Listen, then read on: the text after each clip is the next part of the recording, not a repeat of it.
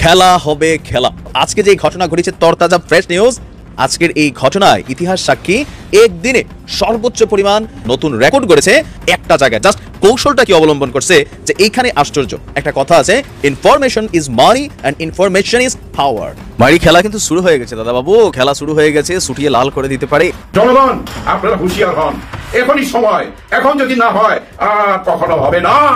সবাই মনে রাখবেন, আমরা ইউনূস স্যারের সাথে আছি, আমরা কারো কথা শুনবো না। আমরা নির্বাচিত সরকার দেখছি তো এই দেশে, দেখছি না ভাই, নির্বাচিত সরকার দেখছি। আপনি ফেসবুকে যান, ইউটিউবে যান, চারিদিকে শুধু চাঁদাবাজি চাঁদাবাজি চাঁদাবাজি।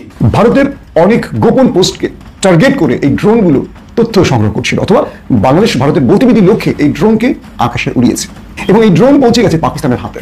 ইতিমধ্যে মালদ্বীপ, পাকিস্তান, বাংলাদেশ, চীন প্রত্যেকটা সীমান্তে এখন নজরদারি চলছে একটি দেশের বিরুদ্ধে, যার নাম ভারত। আকাশ অন্ধকার, ভারী হয়ে আসছে অন্ধকার। দিল্লির আকাশের অন্ধকার এখন হাসিনার মাথার উপরে যে কোনো সময় ঝড় বয়ে আসতে পারে। চীন সফরে যাচ্ছেন প্রধান উপদেষ্টা doctor Mohammad Yunus. Doctor Yunus Xi Jinping বৈঠকে গুরুত্ব পাবে যেসব বিষয়, এই খবর এটা ভারতের জন্য অত্যন্ত দুর্ভাগ্যজনক এবং একটা দুঃসংবাদ। বিএনপিকে কেউ ভুল বোঝাচ্ছে। বিএনপিকে কারা ভুল বোঝাচ্ছে? নেপথ্যে কারা?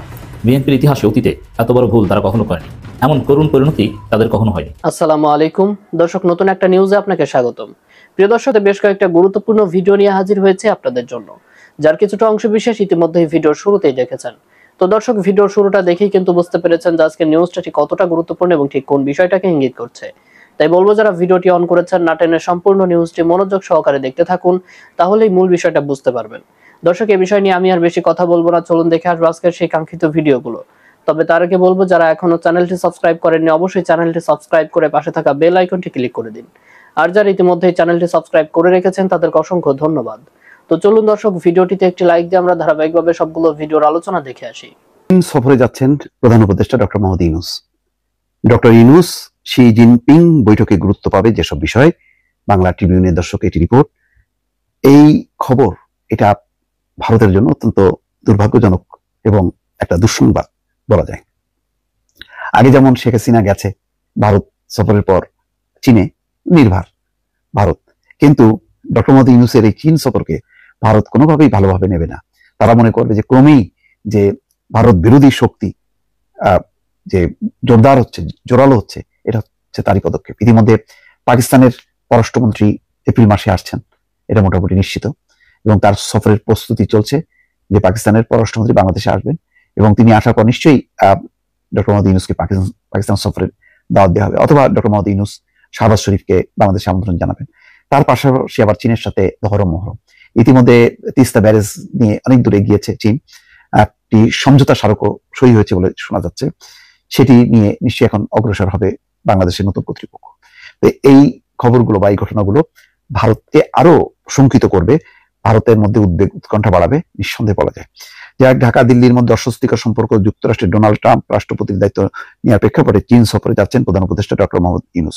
সব ঠিকঠাক থাকলে আগামী 28শে মার্চ বেইজিং এ চীনের রাষ্ট্রপতি শি জিনপিং এর সঙ্গে বৈঠক করবেন প্রধান উপদেষ্টা। দ্বিপাক্ষিক সম্পর্কের পাশাপাশি ক্রম পরিবর্তনশীল ভূ রাজনৈতিক পরিস্থিতি নিয়েও দুই নেতার মধ্যে আলোচনা হতে পারে। বৈঠকে গুরুত্ব পেতে পারে চীনের রাষ্ট্রপতির 3 বৈশ্বিক উদ্যোগ, global development initiative, global security initiative এবং গ্লোবাল সিভিলাইজেশন ইনিশিয়েটিভ। সবকিছু মিলিয়ে এই সফরকে অত্যন্ত গুরুত্ব দিচ্ছে ঢাকা। এই বিষয়ে পররাষ্ট্রমন্ত্রী একজন জ্যেষ্ঠ কর্মকর্তা বলেন, প্রধান উপদেষ্টা চীন সফরকে আমরা অত্যন্ত গুরুত্ব দিয়ে দেখছি। এই সফরের জন্য প্রস্তুতি নেওয়া ইতিমধ্যে শুরু হয়ে গেছে। তিনি বলেন, এবারের সফরে চীনের রাষ্ট্রপতি শি জিনপিং এবং প্রধান উপদেষ্টার মধ্যে বেইজিং এর বৈঠক হবে। এছাড়া বাউ ফোরাম ফর এশিয়া কনফারেন্সের বক্তব্য রাখবেন প্রধান উপদেষ্টা। আগামী চীনের হাইনান প্রদেশে 25 থেকে 28শে মার্চ অনুষ্ঠেয় বাউ ফোরাম ফর এশিয়া কনফারেন্সে যোগ দেওয়ার জন্য প্রধান উপদেষ্টাকে আমন্ত্রণ জানানো হয়। যাই হোক, এখন ইতিমধ্যে তহিদ হোসেন সফর করেছেন পররাষ্ট্র উপদেষ্টা, সেখানেও নিশ্চয়ই ডক্টর মোহাম্মদ ইউনূসের সফর নিয়ে আলোচনা হয়েছে এবং কি কি বিষয় নিয়ে তারা সিদ্ধান্ত নেবেন তার প্রস্তুতি নিশ্চয়ই চলছে। সবকিছু এখনো খোলাসা করা হয়নি, কিছু হয়তো জিনিস জানানো হবে, আবার কিছু চীন সফর কালে চূড়ান্ত হবে বিষয়। তবে এই সফরটা নিশ্চয়ই সর্বশেষ বাংলাদেশের যেই প্রধানমন্ত্রী ছিলেন শেখ হাসিনা, তার যেই অপমানজনক সফর ছিল তার মতো হবে না। আর ডক্টর মোহাম্মদ ইউনূস যখন চীনে যাবেন নিশ্চয়ই সেখানে অন্যরকম সম্বর্ধনা অভ্যর্থনা দেওয়া হবে, সেই দৃশ্য নিশ্চয়ই দেশবাসী প্রত্যক্ষ করবেন। দর্শক, বাংলাদেশ আর্মি যেদিন মিরপুরে পুলিশের উপর গুলি চালিয়েছিল, ওই দিনই বুঝে গিয়েছিলাম যে গভর্নমেন্ট কলাপস করবে এবং বাংলাদেশ আর্মি বিক্রি হয়ে গিয়েছে, অন্যথায় বাংলাদেশ আর্মিকে কোথাও একটা অশুভ শক্তি কিংবা একটা অদৃশ্য ছায়া বাংলাদেশ আর্মিকে নিয়ন্ত্রণে নিয়েছে। আমরা কিন্তু সেই মুহূর্তে অনেকবার বলেছি, কিন্তু আপনারা সাধারণ মানুষ রয়েছেন, যারা ইউটিউবে দর্শক রয়েছেন, আপনারা বিশ্বাস করতে চান নাই। আপনারা বলেছেন এটা সাধারণ শিক্ষার্থীদের উপর হামলা চালিয়েছে ছাত্রলীগ, আওয়ামী লীগের বিভিন্ন অঙ্গ সংগঠন।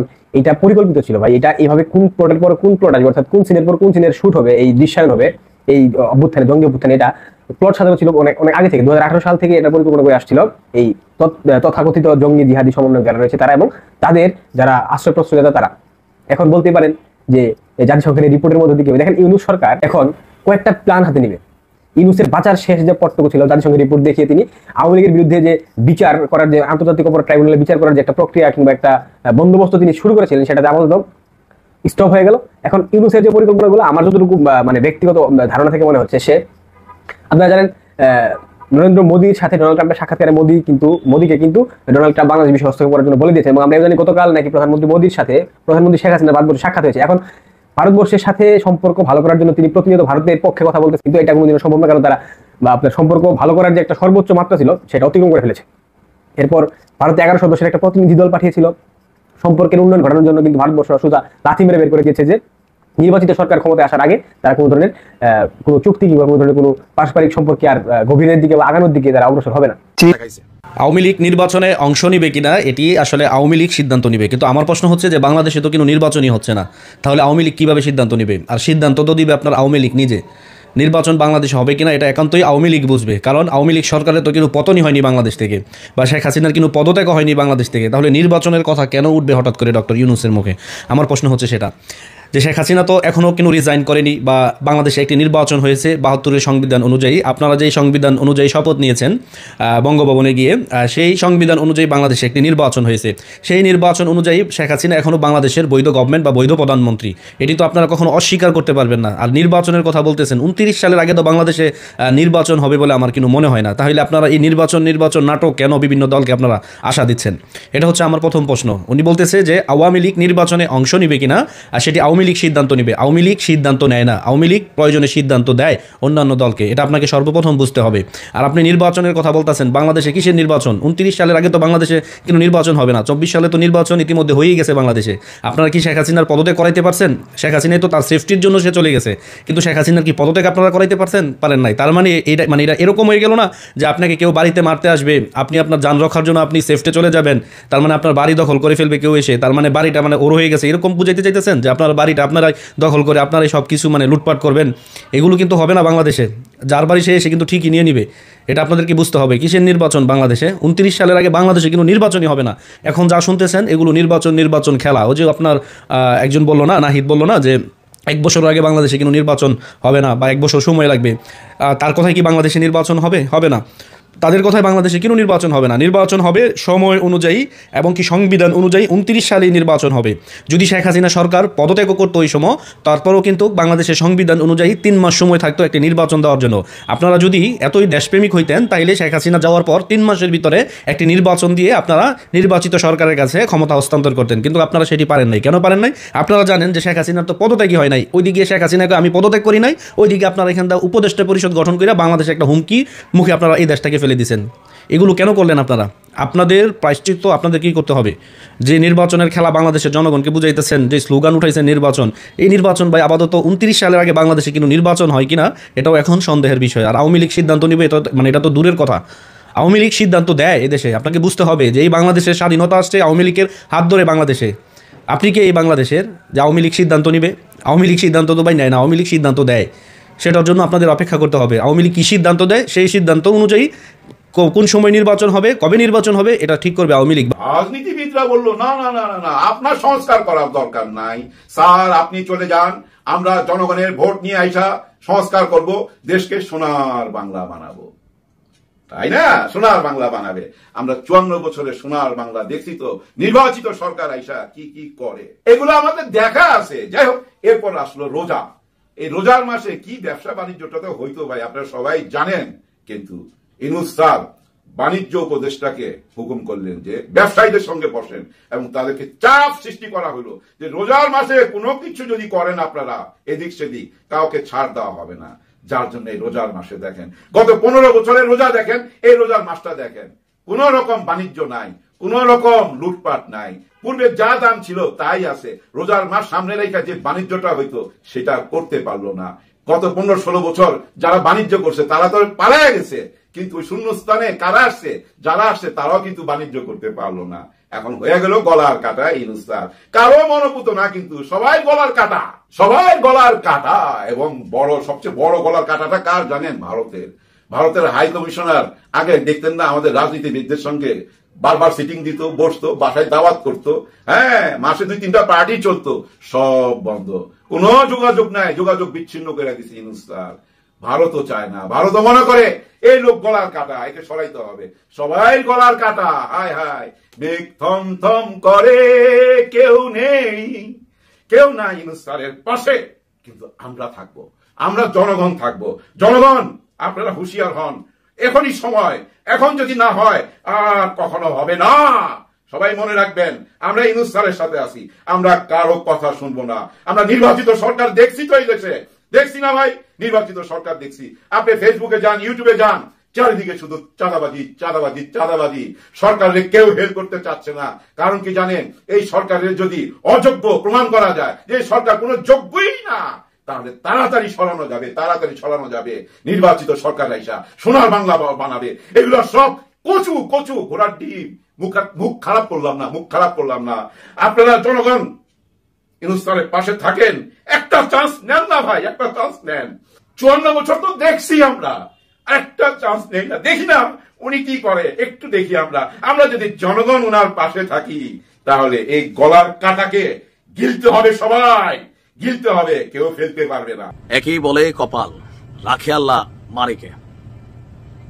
বাংলাদেশ আওয়ামী লীগের মধ্যে দেখেন যে যেভাবে নেন, আমি বরাবরই বলি জুনায়েদ আহমেদ পলক মানুষ হিসেবে কিন্তু খারাপ না, কিন্তু আওয়ামী লীগ সরকারের একদম শেষ আমলে আসা ইন্টারনেট ইস্যুতে, শাটডাউন ইস্যুতে বড় ধরনের ভিলেন হয়েছে।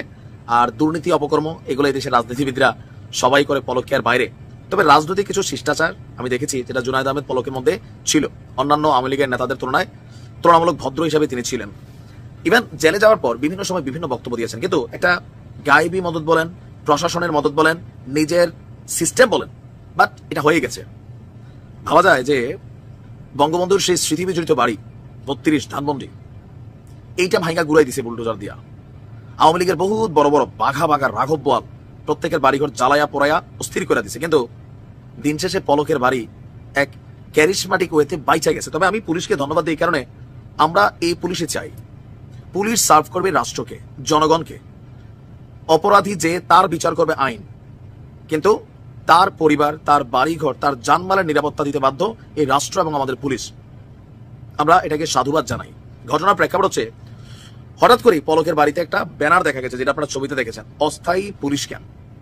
পলকের বাড়িটাকে অস্থায়ী পুলিশ ক্যাম্প হিসাবে ঘোষণা করা হয়েছিল। আবার 24 ঘন্টার মধ্যে এই ছবি ভাইরাল হওয়ার পর এই ব্যানারটা আবার খুলেও নামানো হয়েছে। ঘটনা তাহলে কি, এটা কি কেউ আওয়ামী লীগের কেউ এসে লাগাই গেল, নাকি পুলিশের অনুমতিতে লাগানো হয়েছে? ঘটনার প্রেক্ষাপট দেখেন। আমরা যদি দেখি যে একটা ছবি ছড়াই পড়ছে যে রাতের অন্ধকারে 2 জন যুবক সিংড়া পৌর শহরের গোডাউন পাড়ায় অবস্থিত জুনায়েদ আহমেদ পলকের 3 তলা বাড়ির 2য় তলায় 2 বারান্দার গ্রিলের সাথে একটি ব্যানারের দড়ি বাঁধছেন। আর ব্যানারটিতে লেখা ছিল অস্থায়ী পুলিশ ক্যাম্প সিংড়া থানা নাচর। খোঁজ দিয়ে জানা গেছে গত 4 মার্চ সন্ধ্যা 7টার পর সিংড়া থানার কয়েকজন পুলিশের উপস্থিতিতেই এই 2 জন যুবক আপনার এই ব্যানারটা লাগিয়ে চলে যান। কিছুক্ষণ পর ঘটনাটি জানাজানি হলে উৎসুক জনতা সেইখানে জড়ো হয়। পরদিন বুধবার সকালে অর্ধপ্রহরের পর আবার এই ব্যানারটা সেখান থেকে খুলেও ফেলা হয়, স্থানীয় জনগণের বক্তব্য। তো ওসি সাহেব বলছেন যে ধানমন্ডি 32 নম্বরের বাড়িটি ভাঙচুর করার পর আমাদের কাছে তথ্য আসছিল যে স্থানীয় কিছু লোক এই জুনায়েদ আহমেদের পলকের যে বাড়ি সেটা ভাঙার পরিকল্পনা করছে অথবা করতে পারে, এজন্য ওই ব্যানারটা দিয়েছি যেন রক্ষা পায়। পরে ব্যানারটি আমরা খুলে ফেললাম। তো কেন দিলেন? কেন? আমরা শুধুমাত্র জানান দিলাম বাংলাদেশ পুলিশ আছে, জনগণ হিসাবে মানুষের বাড়িঘর নিরাপত্তা এগুলো দেওয়ার জন্য। আর ডক্টর ইউনূসের নির্দেশনা কারোর বাড়িঘর যেন ভাঙা না হয়। তো ডক্টর ইউনূসের এই নির্দেশনাই পলককে বাঁচাই দিছে, মানে তার বাড়িঘর বুলডোজার দিয়ে কিন্তু উড়াই দিত। পুলিশের রাজশাহী রেঞ্জের এডিশনাল ডিআইজি বলছেন এরকম একটি আশঙ্কা ছিল, সেই হিসাবে তাৎক্ষণিকভাবে ওই ব্যবস্থা নেওয়া হয়েছিল। এটা কৌশলগত বিষয়। আর আপনারা জানেন যে মব জাস্টিসের ব্যাপারে স্বরাষ্ট্র উপদেষ্টা ডক্টর ইউনূস কড়া ভূমিকায় কিন্তু আছেন। এখন পলকের বাড়ি ভাঙা এটা একটা মব জাস্টিস ইস্যু হইতো। আর গেল মাত্র 2 দিন আগে যে এসটি ইমামের ছেলের শ্বশুর বাড়ির সাবেক, সেখানে যেটা ঘটছে এটা নিয়ে কিন্তু সরকার নিন্দা জ্ঞাপন করছে, অনেকে গ্রেপ্তার করছে। এই যাত্রায় পলকের একটা বিশাল উপকার করছে ডক্টর মোহাম্মদ ইউনূস, একটা নির্দেশনা দিয়েছে আইন শৃঙ্খলা বাহিনীকে জানমালের নিরাপত্তা দিতে হবে, আর আমাদের পুলিশ সেটা করে